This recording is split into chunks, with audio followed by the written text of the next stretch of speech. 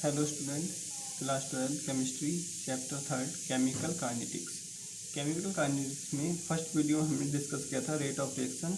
Next topic है factor influence rate of chemical reaction. जो rate of chemical reactions है उसको कौन कौन से फैक्टर इफेक्ट करते हैं, कौन कौन से फैक्टर्स को इन्फ्लुएंसिंग करते हैं।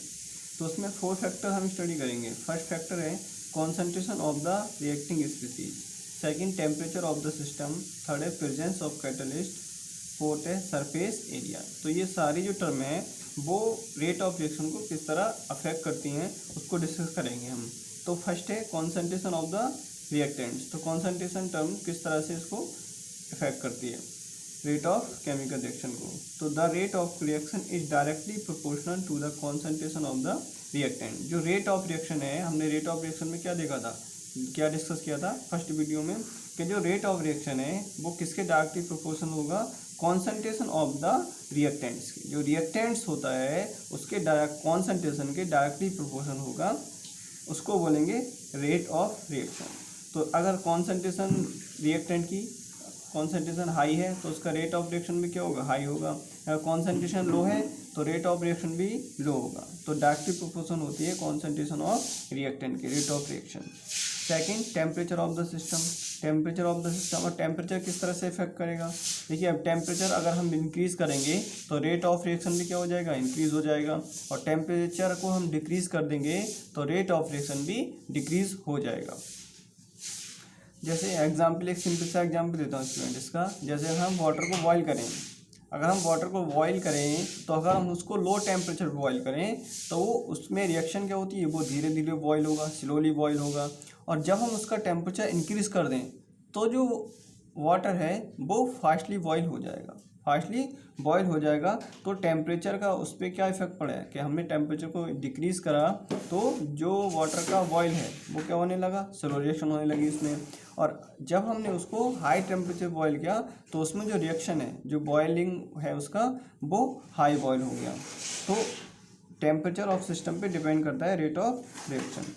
And increase the temperature increase the rate of almost all chemical reaction. जब हम टेम्परेचर को इंक्रीज करेंगे तो ऑलमोस्ट जितनी भी केमिकल रिएक्शन है उन सभी का जो रेट है वो इंक्रीज हो जाएगा। On the other hand a decrease in temperature decrease the rate. अगर टेम्परेचर को डिक्रीज करेंगे तो जो रिएक्शन है उसका रेट डिक्रीज हो जाएगा, और टेम्परेचर को इंक्रीज करेंगे तो रिएक्शन का रेट इंक्रीज हो जाएगा।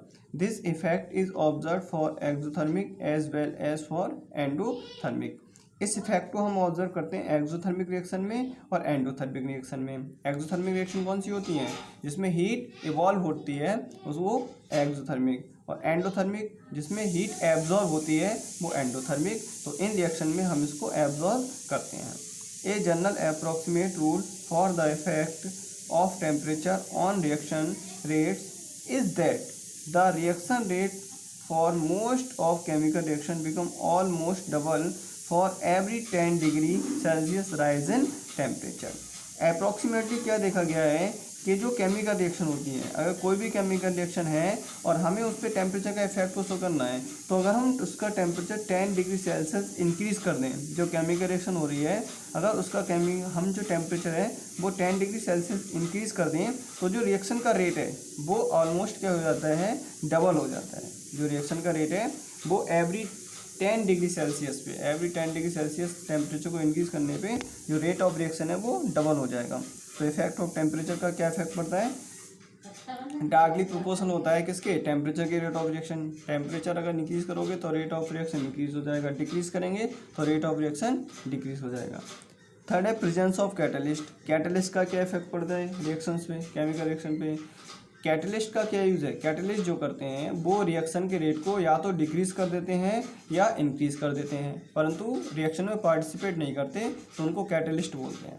कैटलिस्ट क्या करते हैं, रिएक्शन के रेट को या तो डिक्रीज कर देंगे या इंक्रीज कर देंगे, बट रिएक्शन में पार्टिसिपेट नहीं करेंगे, तो उनको कैटलिस्ट बोलेंगे। तो कैटलिस्ट का इफेक्ट पड़ेगा, a catalyst is a substance which influence the rate of reaction without undergoing any chemical change। Reaction के रेट को क्या कर देते हैं, इंक्रीज कर देते हैं without undergoing any chemical change, यानी केमिकल रिएक्शन में पार्टिसिपेट नहीं करेंगे, सिर्फ क्या करेंगे, रेट ऑफ रिएक्शन को इफेक्ट करेंगे। It has been observed that many reactions are made to proceed at an increase rate by the presence of certain catalyst. कुछ रिएक्शन क्या होती हैं, ऑब्जर्व किया गया है कि कुछ रिएक्शन जो होती हैं वो प्रोसीड होती हैं increase the rate of reaction catalyst, यानी कैटलिस्ट की प्रेजेंस में रेट ऑफ रिएक्शन क्या होता है, उनका प्रोसीड होता है, या रिएक्शन जो है वो आगे प्रोसीड तभी होती हैं जब हम उनमें कैटलिस्ट का यूज़ करेंगे। अगर कोई भी रिएक्शन है, अगर हम उससे कैटलिस्ट का नहीं हो पा रही है वो रिएक्शन, तो उसमें हम क्या करते हैं, कैटलिस्ट का यूज़ करके देखते हैं। जैसे हम उसमें कैटलिस्ट का यूज़ करते हैं वो रिएक्शन आगे प्रोसीड होने लगती है, तो उसको बोलेंगे कैटलिस्ट।